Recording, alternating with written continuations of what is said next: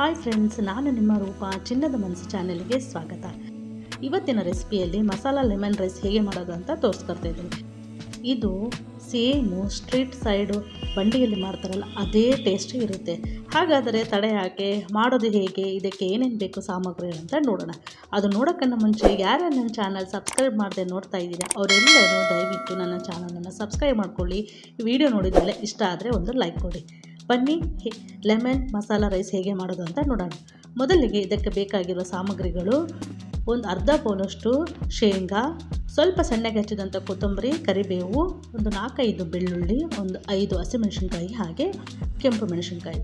ಮೊದಲಿಗೆ ಮಸಾಲೆಗೆ ಪ್ರಿಪೇರ್ ಮಾಡ್ಕೊಳ್ಳೋಣ. ಒಂದು ಮಿಕ್ಸಿ ಬೌಲ್ ತೊಗೊಂಡು ಅದಕ್ಕೆ 4-5 ಹಸಿಮೆಣಸಿನ್ಕಾಯಿ, ಸ್ವಲ್ಪ ಬೆಳ್ಳುಳ್ಳಿ, ಹಾಗೆ ರುಚಿಗೆ ತಕ್ಕಷ್ಟು ಉಪ್ಪು ಇವೆಲ್ಲವನ್ನು ಹಾಕ್ಕೊಂಡು ಚೆನ್ನಾಗಿ ಗ್ರೈಂಡ್ ಮಾಡ್ಕೊಳ್ಳೋಣ. ನಾನಿಲ್ಲಿ ಗ್ರೈಂಡ್ ಮಾಡ್ಕೋಬೇಕಾದ್ರೆ ಒಂದು ಸ್ವಲ್ಪ ನೀರನ್ನು ಹಾಕಿ ಚೆನ್ನಾಗಿ ನೈಸಾಗಿ ಗ್ರೈಂಡ್ ಮಾಡ್ಕೊಂಡಿದ್ದೆ. ಈಗ ಇದನ್ನು ಸೈಡಿಗೆ ಎತ್ತಿಟ್ಕೊಳ್ಳೋಣ. ಒಂದು ಲೆಮನ್ ರೈಸಿಗೆ ಲೆಮನನ್ನು ಈ ರೀತಿ ಉಜ್ಜಿದ್ರೆ ಚೆನ್ನಾಗಿ ಮೆತ್ತಗಾಗುತ್ತೆ. ಲೆಮನ್ನ ಕಟ್ ಮಾಡೋಕ್ಕನ್ನ ಮುಂಚೆ ಈ ಥರ ಉಜ್ಜಿ ಚೆನ್ನಾಗಿ ಕಟ್ ಮಾಡಿಕೊಂಡ್ರೆ ರಸ ಜಾಸ್ತಿನೇ ಬರುತ್ತೆ, ಅದರಲ್ಲಿರುವ ಎಲ್ಲ ರಸನ ತಗೋಬೋದು. ನೋಡಿ, ಈಗ ಚೆನ್ನಾಗಿ ಉಜ್ಜಿದ ಮೇಲೆ ಈ ತಿರಿ ಕಟ್ ಮಾಡಿಕೊಂಡು ಒಂದು ಸಣ್ಣ ಕಪ್ಪಿಗೆ ಅದರಲ್ಲಿರುವ ಎಲ್ಲ ರಸನ ಹಿಂಡ್ಕೊಳ್ಳೋಣ. ನಾವು ಚೆನ್ನಾಗಿ ಉಜ್ಜಿರೋದ್ರಿಂದ ಅದರಲ್ಲಿರುವ ಎಲ್ಲ ರಸನೂ ಚೆನ್ನಾಗಿ ಬರುತ್ತೆ. ಈಗ ಎಲ್ಲ ರಸನ ಹಿಂಡ್ಕೊಂಡ್ಮೇಲೆ ಈಗ ಈ ಬೌಲನ್ನು ಸೈಡಿಗೆ ಎತ್ತಿಟ್ಕೊಳ್ಳೋಣ. ಈಗ ಒಲೆ ಮೇಲೆ ಒಂದು ಕಡಾಯಿ ಇಟ್ಕೊಂಡು ಕಡಾಯಿ ಬಿಸಿಯಾದ ನಂತರ ಒಂದು 4-5 ಸ್ಪೂನು ಎಣ್ಣೆನ ಹಾಕ್ಕೋಬೇಕು. ಈ ಲೆಮನ್ ರೈಸಿಗೆ ಸ್ವಲ್ಪ ಎಣ್ಣೆ ಜಾಸ್ತಿನೇ ಹಾಕ್ಕೋಬೇಕು. ಎಣ್ಣೆ ಕಾದ್ಮೇಲೆ ಅರ್ಧ ಬೌಲಷ್ಟು ಶೇಂಗಾನ ತೊಗೊಂಡಿದ್ವಲ್ಲ, ಈಗ ಆ ಶೇಂಗಾನ ಹಾಕ್ಕೊಂಡು ಚೆನ್ನಾಗಿ ಕಂದು ಬಣ್ಣ ಬರೋವರೆಗೂ ಮೀಡಿಯಮ್ ಫ್ಲೇಮಲ್ಲಿ ಇಟ್ಕೊಂಡು ಶೇಂಗಾನ ಹುರ್ಕೋಬೇಕು. ಈಗ ಚೆನ್ನಾಗಿ ಎಲ್ಲ ಫ್ರೈ ಆಗಿದೆ. ಈಗ ಶೇಂಗಾನ ಸೈಡಿಗೆ ಎತ್ತಿಟ್ಕೊಳ್ಳೋಣ. ನೋಡಿ, ಈಗ ಈ ಥರ ಚೆನ್ನಾಗಿ ಸೈಡ್ ಎತ್ತಿಟ್ಕೊಂಡು ಅದೇ ಎಣ್ಣೆಗೆ 1 ಸ್ಪೂನ್ ಉದ್ದಿನಬೇಳೆ, 1 ಸ್ಪೂನ್ ಕಡಲೆಬೇಳೆ, ಒಂದು ಅರ್ಧ ಸ್ಪೂನಷ್ಟು ಸಾಸಿವೆನ ಹಾಕ್ಕೊಂಡು ಎಲ್ಲವನ್ನು ಚೆನ್ನಾಗಿ ಆಯಿಲಲ್ಲಿ ಫ್ರೈ ಮಾಡ್ಕೊಳ್ಳೋಣ. ಈ ಉದ್ದಿನಬೇಳೆ ಕಡಲೆಬೇಳೆ ಚೆನ್ನಾಗಿ ಗೋಲ್ಡನ್ ಕಲರ್ ಬರೋವರೆಗೂ ಎಣ್ಣೆಯಲ್ಲಿ ಫ್ರೈ ಮಾಡ್ಕೋಬೇಕು. ಈಗ ಕಲರ್ ಸ್ವಲ್ಪ ಚೇಂಜ್ ಆದಮೇಲೆ ಈಗ ಇದಕ್ಕೆ ಒಣಮೆಣ್ಸಿನ್ಕಾಯಿನ ಹಾಕ್ಕೊಳ್ಳೋಣ.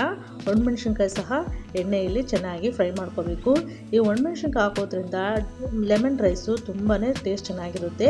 ಈಗ ಇದಕ್ಕೆ ಒಂದು ಸ್ವಲ್ಪ ಕರಿಬೇವನ್ನು ಹಾಕ್ಕೊಂಡು ಕರಿಬೇವು ಕ್ರಿಪ್ಸಿ ಆಗೋವರೆಗೂ ಆಯಿಲಲ್ಲಿ ಫ್ರೈ ಮಾಡಿದ್ಮೇಲೆ ನಾವು ಮಸಾಲ ಪ್ರಿಪೇರ್ ಮಾಡ್ಕೊಂಡಿದ್ವಲ್ಲ, ಈಗ ಮಸಾಲನ ಹಾಕ್ಕೊಂಡು ಅದಕ್ಕೆ 1 ಸ್ಪೂನು ಅರಿಶಿನ ಹಾಕ್ಕೊಂಡು ಚೆನ್ನಾಗಿ ಆಯಿಲಲ್ಲಿ ಫ್ರೈ ಮಾಡ್ಕೊಳ್ಳೋಣ. ಇಲ್ಲಿ ನಾನು ಮಸಾಲ ರುಬ್ಕೋಬೇಕಾದ್ರೆ ಒಂದು ಸ್ವಲ್ಪ ನೀರನ್ನು ಹಾಕ್ಕೊಂಡಿದ್ನಲ್ಲ, ಈಗ ಒಗ್ಗರಣೆಯಲ್ಲಿ ನೀರೆಲ್ಲ ಅಬ್ಸರ್ವ್ ಮಾಡಿಕೊಂಡು ಆಯಿಲ್ ಬಿಟ್ಕೊಳ್ಳೋವರೆಗೂ ಚೆನ್ನಾಗಿ ಮೀಡಿಯಮ್ ಫ್ಲೇಮಲ್ಲಿ ಇಟ್ಕೊಂಡು ಫ್ರೈ ಮಾಡ್ಕೋಬೇಕು. ಈಗ ಎಣ್ಣೆ ಎಲ್ಲ ಬಿಟ್ಕೊಂಡಿದ್ದೆ. ಈಗ ಇದಕ್ಕೆ ಅನ್ನವನ್ನು ಸೇರಿಸಿ ಚೆನ್ನಾಗಿ ಮಿಕ್ಸ್ ಮಾಡ್ಕೊಳ್ಳೋಣ.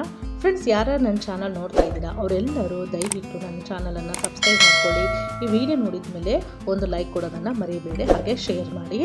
ಈಗ ಅನ್ನ ಎಲ್ಲ ಹಾಕೊಂಡ್ಮೇಲೆ ನಾವು ಶೇಂಗಾನ ಫ್ರೈ ಮಾಡಿ ಸೈಡ್ ಎತ್ತಿಟ್ಕೊಂಡಿದ್ವಲ್ಲ, ಈಗ ಎಲ್ಲ ಶೇಂಗಾವನ್ನು ಹಾಕ್ಕೊಂಡು ಚೆನ್ನಾಗಿ ಮಿಕ್ಸ್ ಮಾಡ್ಕೊಳ್ಳೋಣ. ನಿಮ್ಗೆ ಯಾವಾಗಲೂ ಒಂದೇ ಥರ ಚಿತ್ರಾನ್ನ ಪುಳಿಹೋರ ತಿಂದು ಬೋರ್ ಆದಾಗ ಒಂದು ಸಲ ಈ ಥರ ಮಸಾಲೆ ಲೆಮನ್ ರೈಸನ್ನು ಟ್ರೈ ಮಾಡಿ, ತುಂಬಾ ಚೆನ್ನಾಗಿರುತ್ತೆ. ನೋಡಿ, ಈಗೆಲ್ಲ ಚೆನ್ನಾಗಿ ಮಿಕ್ಸ್ ಮಾಡ್ಕೊಂಡ್ಮೇಲೆ ಗ್ಯಾಸನ್ನು ಆಫ್ ಮಾಡಿ ಈಗ ಕೊನೆಯಲ್ಲಿ ಲೆಮನನ್ನು ಸೇರಿಸ್ಕೋಬೇಕು. ಲೆಮನನ್ನು ಸೇರಿಸ್ಕೊಂಡು ಚೆನ್ನಾಗಿ ಮಿಕ್ಸ್ ಮಾಡ್ಕೋಬೇಕು. ಲೆಮನನ್ನು ಸೇರಿಸಿ ಚೆನ್ನಾಗಿ ಮಿಕ್ಸ್ ಮಾಡ್ಕೊಂಡ್ಮೇಲೆ ಮತ್ತೆ ಬಿಸಿ ಮಾಡಬಾರ್ದು. ಬಿಸಿ ಮಾಡಿದರೆ ಕಹಿ ಬರುವ ಸಾಧ್ಯತೆ ಇರುತ್ತೆ. ಅದಕ್ಕೆ ಗ್ಯಾಸ್ ಆಫ್ ಮಾಡಿ ಚೆನ್ನಾಗಿ ಮಿಕ್ಸ್ ಮಾಡ್ಕೊಂಡ್ಮೇಲೆ ನೋಡಿ ಎಷ್ಟು ಈಸಿಯಾಗಿ ಸಿಂಪಲಾಗಿ ಮಸಾಲ ಲೆಮನ್ ರೈಸು ರೆಡಿ ಆಯಿತು. ಈಗ ಒಂದು ತಟ್ಟೆಗೆ ಸರ್ವ್ ಮಾಡಿಕೊಂಡು ಮತ್ತೆ ಗಾರ್ನಿಷಿಂಗ್ ಅಂತೇಳಿ ಚೆನ್ನಾಗಿ ಶೇಂಗಾ ಹಾಗೆ ಕೊತ್ತಂಬರಿಯನ್ನು ಮೇಲೆ ಹಾಕ್ಕೊಂಡು ಡೆಕೋರೇಟ್ ಮಾಡಿಕೊಂಡ್ರೆ ರೆಡಿ ಆಯಿತು. ಓಕೆ ಫ್ರೆಂಡ್ಸ್, ನೋಡಿದ್ರಲ್ಲ ಎಷ್ಟು ಈಸಿಯಾಗಿ ಸಿಂಪಲ್ಲಾಗಿ ಮಸಾಲ ಲೆಮನ್ ರೈಸ್ ಮಾಡೋದು ಅಂತ. ಮತ್ತೆ ಮುಂದಿನ ವಿಡಿಯೋದಲ್ಲಿ ಭೇಟಿ ಆಗೋಣ.